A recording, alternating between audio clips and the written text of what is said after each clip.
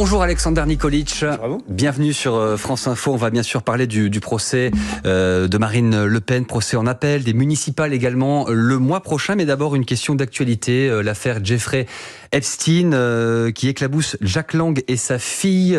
Le nom de Jack Lang est mentionné plus de 600 fois dans les dossiers publiés en ligne par la justice américaine et le parquet national financier a ouvert une enquête préliminaire contre Jack Lang et sa fille pour blanchiment de fraude fiscale aggravée au sujet d'un compte ouvert dans un paradis fiscal. Est-ce que vous vous félicitez que la justice s'intéresse à cette affaire ? C'est toujours bien que la justice fasse son travail, enquête. Là, vous venez de le dire, si son nom est cité 600 fois, c'est qu'il y a quand même des éléments. Après, moi, je vais attendre évidemment la décision de la justice. J'ai confiance en la justice. Donc, il y a une procédure qui est ouverte et on verra si les faits sont avérés. Mais je peux pas me satisfaire d'une décision qui n'a pas encore eu lieu.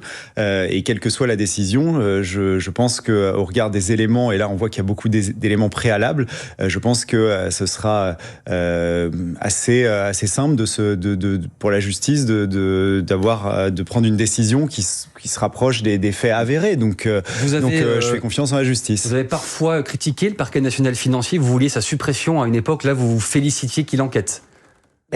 Peu importe l'organisme judiciaire, je pense que c'est bien quand il y a des éléments qui ressortent et qui sont aussi nombreux, et bien que une décision judiciaire soit prise à terme.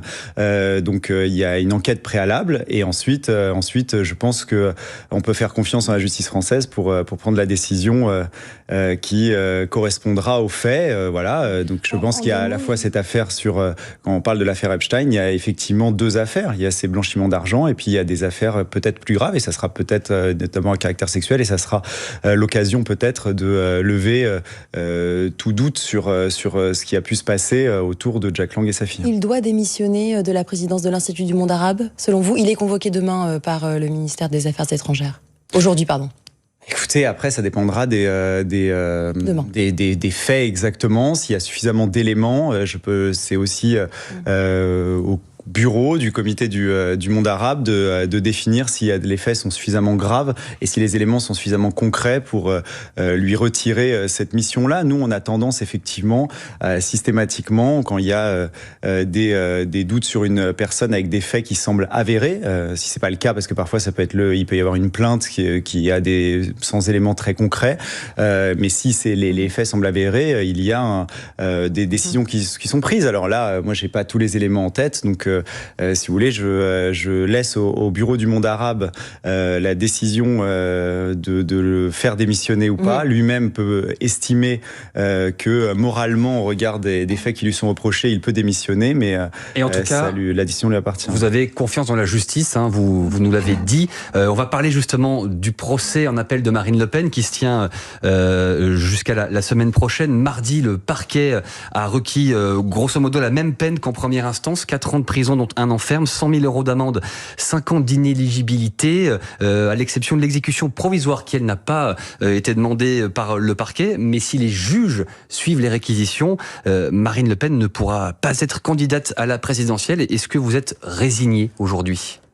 Alors, vous l'avez dit, déjà, il n'y a pas d'exécution provisoire. Ça montre que la première décision judiciaire ne correspondait pas au risque qui pouvait être sous-entendu, c'est-à-dire le risque de récidive, c'est-à-dire le risque de fuite. Là, le parquet estime qu'il n'y a pas ces risques-là. C'est quand même un élément important à souligner. Ensuite, les faits. Écoutez, oui, on l'a dit, il y aurait un arrêt de la Cour de cassation en janvier, ensuite, en janvier 2027. Donc, évidemment, même par rapport au compte de campagne, si la décision finale judiciaire allait dans le même sens que ce que demande le parquet, évidemment, elle pourrait pas être candidate. Mais moi, je ne crois pas, évidemment, que cette décision judiciaire ira dans ce sens-là. Vous n'êtes pas résigné, vous ne vous êtes pas fait à l'idée que Marine Le Pen ne serait pas votre candidate. C'est important de rappeler les faits. Là, juste avant, on parlait d'accusations de blanchiment, d'enrichissement. Là, je rappelle qu'il n'y a dans cette affaire ni enrichissement personnel, ni emploi fictif, qu'il n'y a rien eu de volé, hein, contrairement à ce qui peut parfois être dit. Il y a une enveloppe. Il y a une enveloppe. Je rappelle juste les faits. Mais je pense qu'il y a d'autres priorités pour les Français en ce moment. Mais juste si je rappelle les faits, il y a une enveloppe qui est allouée. 3,3 millions d'euros détournés du Parlement européen. Ce sont les faits. Il y a des enveloppes qui sont allouées à chaque député européen, je le suis moi-même, pour embaucher des collaborateurs parlementaires et pour servir politiquement le député. Historiquement, en France, il y avait une habitude, c'est-à-dire que le député avait un collaborateur et le collaborateur pouvait faire de la politique, pas forcément d'un point de vue parlementaire.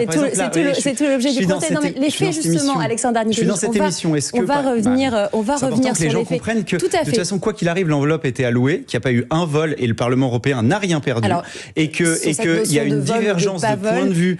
Il y a eu une divergence de point de vue qui était très floue dans le passé, qu'aujourd'hui, il y a eu une clarification, que tout le monde en a tiré les conséquences, que ce soit d'ailleurs le MoDem qui était accusé, que ce soit LFI, et c'est important de le dire. Cette différence de point de vue, d'interprétation, c'est votre ligne de défense qui manifestement n'a pas convaincu les juges. Les plaidoiries de la défense auront lieu mercredi. On ne sait pas ce qui s'y dira, on ne sait pas non plus quelle sera la peine prononcée par les juges en juin. Évidemment. Mais ce qu'on sait, c'est que le parquet n'a pas été convaincu par ses explications, les explications de Marine Le Pen au long du procès. C'est ce qu'a expliqué la procureure générale de la Cour d'appel de Paris, Marie-Suzanne Lequéo, sur France Inter cette semaine. Je ne suis pas du tout convaincue qu'il y ait un changement de position des prévenus dans ce dossier. L'infraction, donc, elle est toujours contestée. Ils n'ont pas du tout changé leur position de défense. Alexandre Arnikovic, c'était si compliqué de reconnaître les faits, justement, l'existence d'un système visant à détourner l'argent du Parlement européen au profit du parti, je n'ai pas parlé d'enrichissement personnel, au profit du parti de salariés qui travaillaient finalement pour Paris et non pour Bruxelles, comme c'est la loi. Parti, ça veut rien dire. Je veux dire, il y avait des collaborateurs qui parfois ont travaillé politiquement pour défendre les idées politiques, donc du même parti, des députés pour lesquels ils travaillaient. Aujourd'hui, il y a eu une clarification, c'est plus le cas, mais faire en sorte que la principale concurrente aujourd'hui au macronisme pour prendre le pouvoir en France, celle qui est favorite dans les sondages de la présidentielle, puisse être écartée pour cette divergence de point de vue. Je pense que si c'était dans d'autres pays, on aurait hurlé à un manque de démocratie. Vous parlez toujours de tyrannie des juges, d'assassinat politique. C'était vos propos, votre vocabulaire en première instance. Ça sert à rien d'être dans la sémantique. En revanche, je pense qu'on a le droit. Je cite vos propres expressions. Je pense qu'en France, on a le droit de prendre position parfois sur des décisions judiciaires qui peuvent être plus ou moins dures. Et quand vous avez des condamnations, quand vous avez parfois des condamnations pour viol qui sont moins lourdes que ce que peut avoir Marine Le Pen sur une divergence de point de vue sur l'utilisation de collaborateurs parlementaires, excusez-moi de me dire que il y a parfois des décisions judiciaires qui sont très excessives et qui correspondent pas tout à fait aux faits. Et je pense que les politiques et de parler de tyrannie des juges comme vous le disiez il y a quelques mois. Mais moi-même, je n'ai pas parlé de tyrannie des juges, mais je pense qu'il est possible de critiquer des politiques, des journalistes et aussi des décisions judiciaires. Il y a une liberté de parole par rapport à ça, je pense, qui est importante. Personne n'est au-dessus de toute opinion et toute critique. Marine Le Pen a annoncé que si elle était condamnée à plus de 2 ans d'inéligibilité, elle laisserait sa place à Jordan Bardella. Concrètement, on va pas connaître la décision avant le mois de juin. Ça veut dire que d'ici le mois de juin-juillet, il ne se passe rien. On attend, les choses ne s'organisent pas en vue de la présidentielle. On a la chance d'avoir les 2 principales personnalités politiques préférées des Français. On a les idées aujourd'hui les plus populaires sur ce qui concerne la vie des gens, enfin vraiment sur ce qu'on peut proposer en matière de pouvoir d'achat, ce qu'on peut proposer sur l'immigration, ce qu'on peut proposer sur le laxisme judiciaire. Sur tous ces sujets, il y a une vraie attente populaire avec des sondages à peu près à 70% pour nous d'un point de vue idéologique. Et ensuite, vous avez sur les 2 personnalités politiques préférées des Français, Jordan Bardella et Marine Le Pen, aujourd'hui des enquêtes d'opinion qui montrent qu'ils sont favoris pour l'élection présidentielle. Donc nous, notre ticket, c'est les 2, c'est-à-dire Marine Le Pen présidente et Jordan Bardella Premier ministre. Mais évidemment qu'on est prêt à se dire que si une décision, on serait fou de ne pas s'adapter et de ne pas se préparer. Mais en attendant le mois de juin, on n'inverse pas les choses. Mais évidemment, puisque on reste convaincu, et je vous l'ai dit depuis tout à l'heure, moi j'ai confiance en la justice française et je suis convaincu qu'au regard des faits, il y aura une décision qui permettra à Marine Le Pen de pouvoir se présenter. Alexander Nikolic, avant la présidentielle l'année prochaine, il y a les municipales le mois prochain. Quel est votre objectif en termes de villes à conquérir? Est-ce que vous avez un chiffre à nous donner à partir duquel vous considéreriez que vous auriez réussi ces élections? Non, mais après, ce que je peux vous dire, c'est qu'on l'a vu sur la municipale partielle de Rognac l'année dernière, par exemple. C'est la première fois qu'on gagne une municipale partielle comme ça a pu être le cas. On l'a vu encore dimanche dernier avec une législative partielle et la première circonscription avec M. Valentin qu'on a remportée en Haute-Savoie. Aujourd'hui, on est très haut. Ça peut nous laisser évidemment des perspectives dans beaucoup de grandes villes, et également des villes-préfectures, à Toulon, à Marseille, à Nîmes, dans des villes moyennes. Donc moi, je ne peux pas vous annoncer un chiffre. En tout cas, aujourd'hui, au regard, et je ne veux pas être trop optimiste, mais je pense que ce qu'on peut proposer à la fois en termes de candidats, où il n'y a jamais eu une telle recherche justement d'avoir des candidats pointus implantés sur leur territoire, et en même temps des programmes qui correspondent aujourd'hui aux attentes des populations de ces villes respectives, eh bien on peut vraiment espérer, je pense, prendre beaucoup de villes, et ça serait salvateur. Donc pas pour de beaucoup, chiffres, beaucoup de villes seulement. Écoutez, oui, mais je pense vraiment que il y a une vraie attente quand on voit aujourd'hui ces sondages et à quel point on a pris C'était pas exactement l'objet de notre question. Mais je vous réponds aussi juste pour vous dire que d'ailleurs le bilan des villes qu'on a pu remporter, qui a vu souvent une baisse de la fiscalité, une baisse de l'insécurité, eh bien fait que je peux espérer vraiment surtout parce que c'est le but de la politique, que pour les populations de ces villes qu'on peut remporter, eh bien on l'emportera pour améliorer leur vie. Il y a le bilan, il y a les candidats aussi que vous déposiez. Vous aviez promis, juré que les candidats racistes, antisémites, complotistes qu'on avait pu observer pendant les législatives, c'était fini, c'était à cause de la précipitation de la dissolution. Là, vous avez eu 6 ans pour vous préparer à cette élection, à ce scrutin.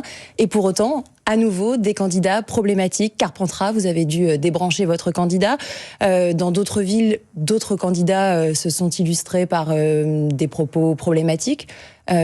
Comment vous expliquez... Parlez de quelle autre ville ? Par exemple, Marseille, Monique Grisetti, députée des Bouches-du-Rhône, candidate sur la liste de Marseille, qui dit en 2022 sur Facebook, au sujet du rappeur Maître Gims, qu'il retourne d'où il vient, qu'il amène toute sa tribu avec lui, qu'il aille traire la chèvre, ça nous fera des vacances. Cette candidate n'est pas débranchée.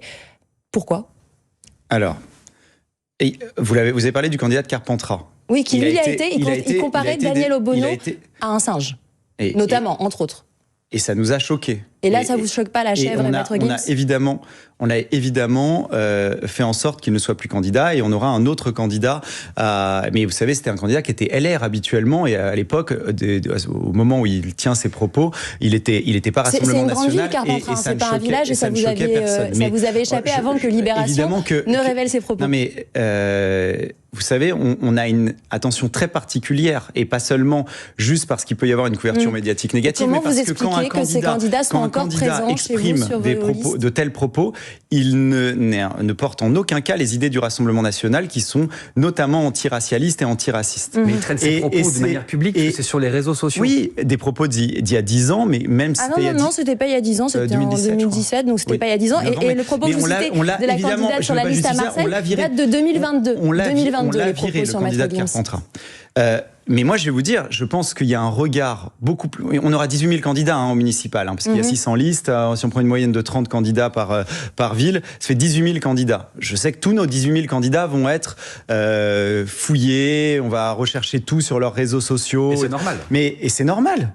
Mais ce qui serait normal, c'est que ce soit fait pour l'ensemble des autres candidats aussi. Parce que quand on cherche bien, là vous me parlez de... Vous êtes élu du Rassemblement National, on vous pose des questions concernant les candidats du Rassemblement National. Moi je parle de ces candidats du Rassemblement National, effectivement, et nous, on n'a pas la main qui tremble systématiquement, parce que ce sont des candidats qui ne portent pas nos valeurs et nos idées, ils sont exclus. Mais j'aimerais par exemple que le service public prenne les mêmes décisions. Quand on le voit, une comique récemment menace de mort Jordan Jordan Bardella ou Marion Maréchal. Quand on voit... je compare, oui. Quand on voit le nombre de personnes de votre rédaction qui ont pu être maoïstes, trotskistes, et donc qui soutenaient des appels des meurtres de masse en défendant des dictateurs. Quand je vois le candidat du Parti socialiste, si vous le voulez bien. Le candidat du Parti socialiste récemment qui parlait d'un environnement youpin donc qui va être réélu maire. Rassemblement national, on vous pose des questions sur les candidats du Rassemblement national et c'est bien normal. Et on va avancer si vous voulez. Je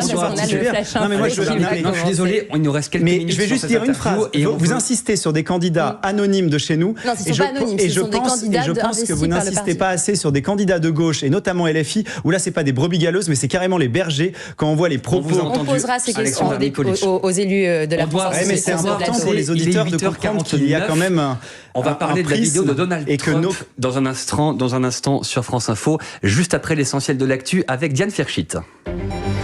Le parquet national financier ouvre une enquête préliminaire visant Jack Lang et sa fille. Enquête pour blanchiment de fraude fiscale aggravée. L'ancien ministre de la Culture et Caroline Lang figurent dans les documents publiés la semaine dernière dans l'affaire Epstein. Jack Lang est convoqué par le Quai d'Orsay demain au sujet de la présidence de l'Institut du monde arabe, poste qu'il occupe depuis 13 ans.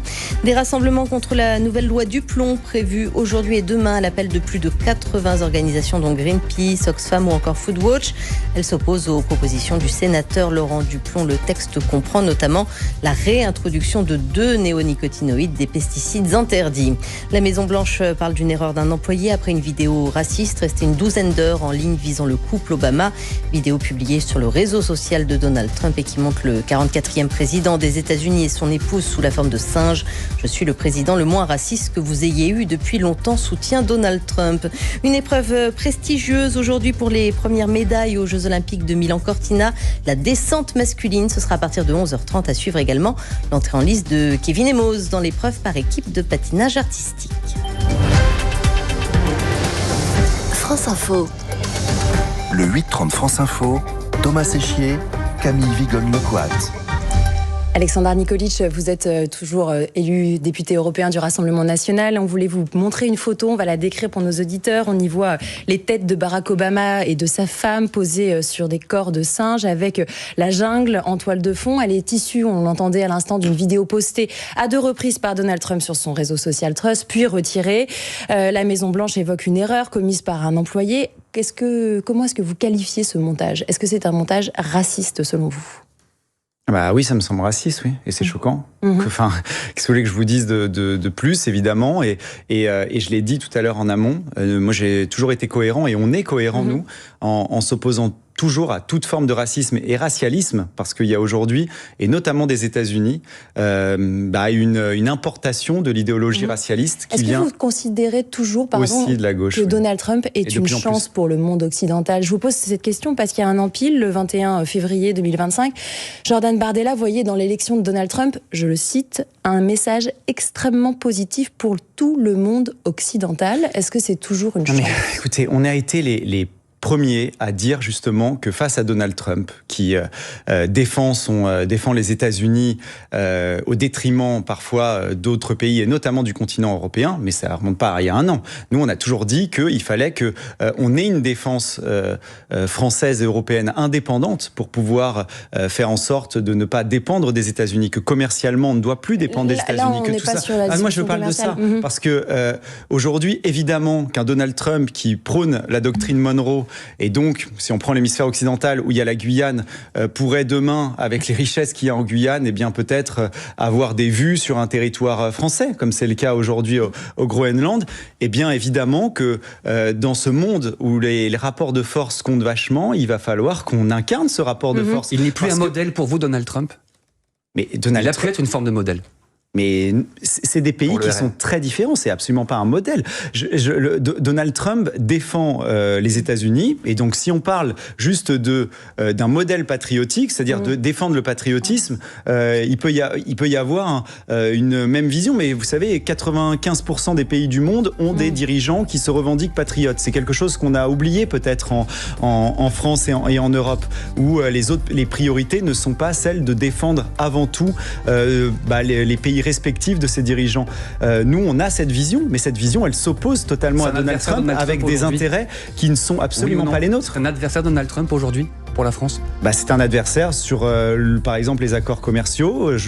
Mais je pense que l'Union européenne n'en a pas conscience, par exemple. Vous voyez, nous, on ne ferait pas en sorte qu'il y ait 15% de droits de douane pour nos produits qui s'exportent contre 0%. On ne s'aplatirait pas devant Donald Trump et je pense que c'est ce qu'il faut. Bonne journée à vous et bonne journée à l'écoute de France Info. Merci à vous, Camille Vigogne-Lecoat du Nouvel Obs.